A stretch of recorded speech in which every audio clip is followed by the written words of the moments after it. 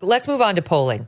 I mentioned at the top of the show, this guy, John Ralston, who you'll be able to tell our audience about, has covered Nevada for 3 decades. He runs the Nevada Independent. And big cautionary note before we get into this. Early voting is early voting. It's not day of voting, and it could change. We've got 2 weeks to go for early vote to pour in. And while today may be a very good day for Republicans, by 2 days from now, it could have entirely switched the other way. So do with that information what you will, audience members. You understand it has a big asterisk next to it. But what he is saying, is reported reading here from The Hill, is he said in a post on Monday that through 3 days of early voting and counting of mail-in ballots, more Republicans had submitted ballots than Democrats for the first time in a presidential election year since at least 2008. That Republicans led in counted ballots by about 6,000, roughly 2%, meaning they've got 6,000 more votes than the Democrats do out of what he says is a 250,000 votes cast so far. So that's a lot of early voting. He predicted it's probably not far from a fifth of the total vote expected in Nevada. And Republicans have a 6,000 ballot advantage so far. Or so, look, could those all be never Trump Republicans? They could. Is it likely? No.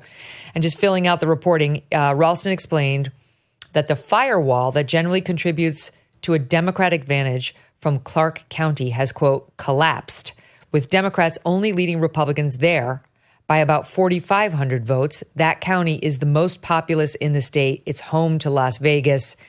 And he said the Democrats, and then the paper's pointing out that the Democrats' lead in Clark County did grow Monday to Tuesday up to 6,500 from 4,500. So it got a little better.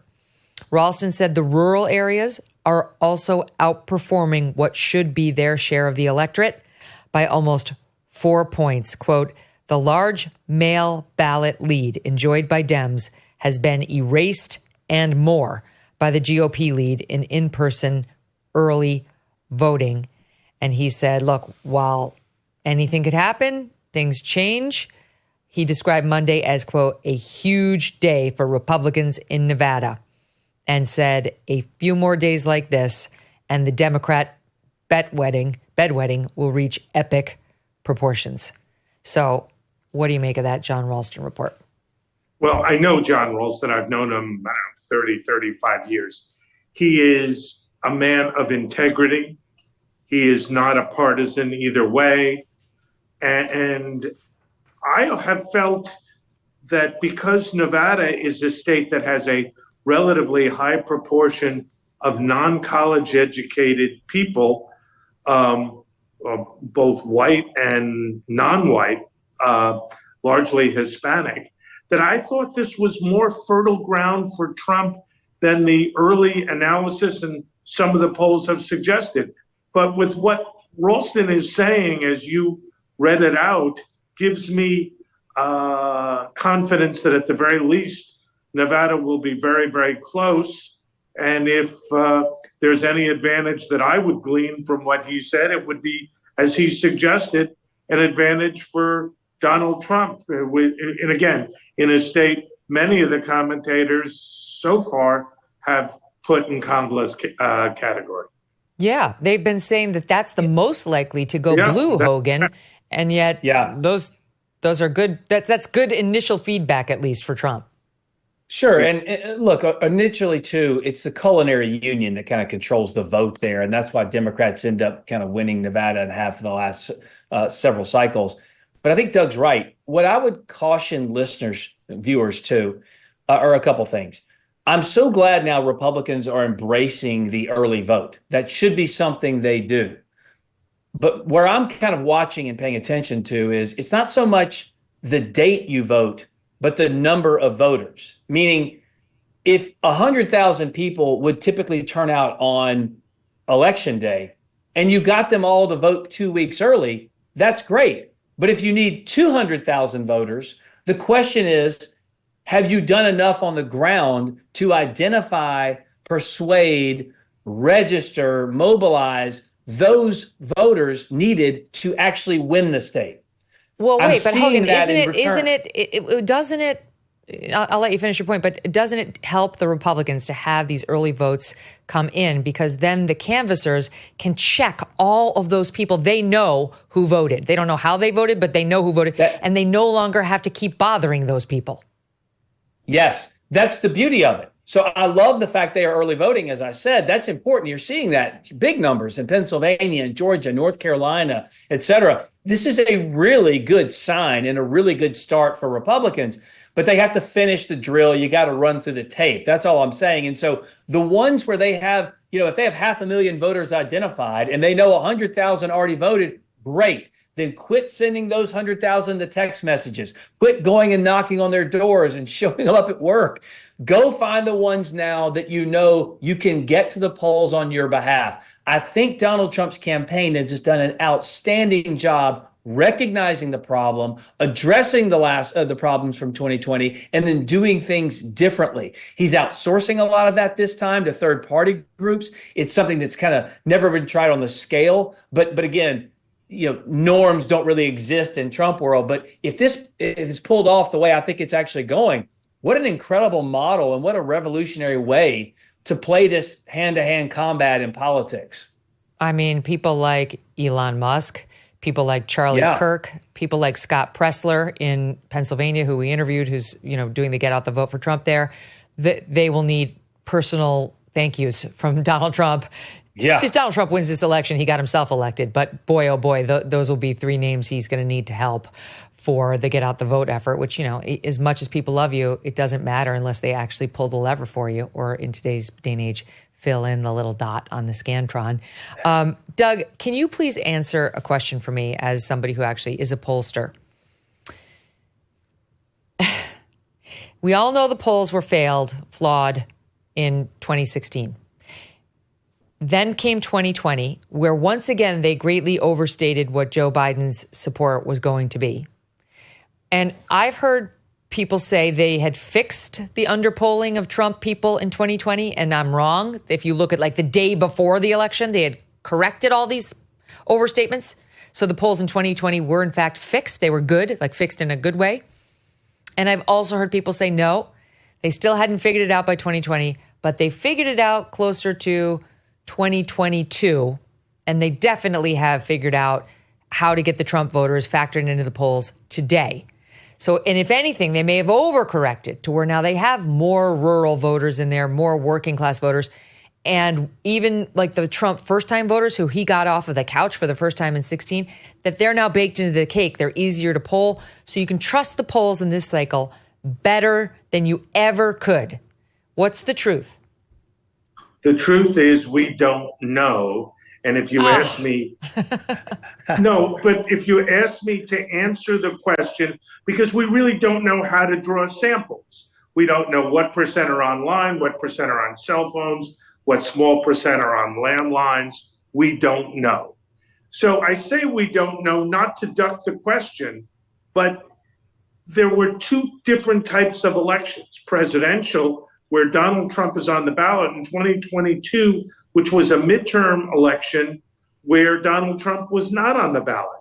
From everything I've seen and I've done, the problem hasn't been fixed. I suspect there will be an underpolling of the Trump voter if I had to bet, because a certain percentage of Trump voters are both harder to reach and disinclined to tell anyone that they're voting for the former president. Now, we don't know because there's no fixed formula or clear answer. But if you ask me to say, who do I think's ahead now? I think Donald Trump's ahead. I think he's more likely than not to win. And many, Megyn, of my more rational Democratic friends feel the same way, though they don't want to be perhaps as blunt about it as I've just tried to be. Mm-hmm. Yeah, you heard Maria Shriver last night saying that everyone she knows is like completely freaked out about the election, taking gummies. They're resorting to drugs now to get through the next couple of weeks. Before I go back to Hogan, can I read something to you, Doug Schoen? This is the Real Clear Politics average of polls. And, they post this day in history every day, and it's very helpful. So they looked back at 16, 20, and then they give you the numbers today in 24. Right. Okay. On the national level, this is as of yesterday. In 16, they were showing Clinton up 6.2. 2020, Biden up 7.5. Now they have Harris up 1.0. By the way, in 2020, Biden did not win 7.5. He won 4.4. So they overstated the polls, Biden's support. Now keep going with me. In 16, they had Clinton in Wisconsin up 6.5. They had Biden up 4.6. He would ultimately win Wisconsin by 0.6. So they overstated his support by 4 points. Today they have Trump up 0.2. Pennsylvania, they had Hillary Clinton up 6.2. They had Biden up 4.9. Biden would win the state 1.8. So they overstated him by about 3 points. Today they have Trump up 0.8. Ohio, that's not really, no longer really a swing state. Let's jump ahead to Michigan. Clinton was up 12 at this point in 16. Biden up 7.8. Joe Biden won it 2.8. So they overstated his support in Michigan by 5 points. Today they have Trump up 1.2. Arizona, Clinton up 1.5 at this point in 16. Biden up 3.2. Joe Biden would win Arizona by 0.4. So again, overstated his support by about 2.8. Trump right now showing up 1.6. Nevada showed Clinton up 4.7, showed Biden up 5.2 at this point. He won the state by 2.4. So overstated him by about 3 points. Trump right now leading 0.8. North Carolina, Clinton up 2.8, Biden up 2.3. Biden would win it 1.3. Trump right now up 0.5. This is the Real Clear Politics of average of all polls there. Georgia was showing Trump up in 2016, 4 points. In 2020 was showing Biden up 0.8. Biden would win Georgia by 11,000 votes, which was 0.3. And right now they're showing Trump up 1.8. My God. I've never seen this. I go to Real Clear every day, Doug. Trump, up in every single one of the averages in every single swing state. That's unprecedented. What does it tell us? Here's what it tells us. If you assume that in the swing states from the two prior elections, the Trump vote is understated by, say, 3 points, which was on the low side of most of the states you cited, that would give him in every swing state a comfortable victory.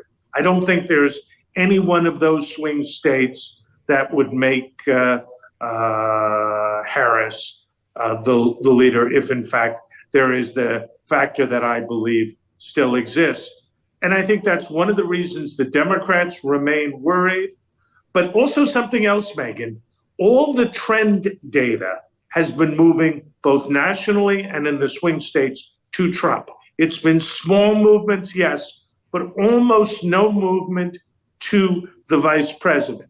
So when you look at the trends, you look at the past vote, and you look at how the polls are now coming in, you have a tough time reaching any conclusion other than Donald Trump is a narrow but clear favorite to win the election.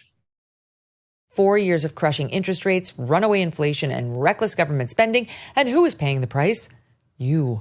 You might have bills stacking up, debt collectors on your back. You might be barely able to keep food on the table. Done with Debt can be a way out. They have developed new aggressive strategies designed to get you out of debt permanently without bankruptcy or loans. Done with Debt stands between you and your bill collectors. They can go head to head with these guys, getting your balances reduced, interest rates slashed, and penalties stopped. They create a plan to end your debt fast and put more cash in your pocket every month. And right now, Done with Debt is accepting new clients. But you do need to act fast. Some credit relief programs expire. Before you even make another payment, consider a visit to donewithdebt.com or call 1-888-322-1054 right now. 1-888-322-1054. Speak with one of their debt relief strategists for free by going to donewithdebt.com, donewithdebt.com. Thanks so much for watching. If you like what you just saw, hit the subscribe button for more clips and full episodes.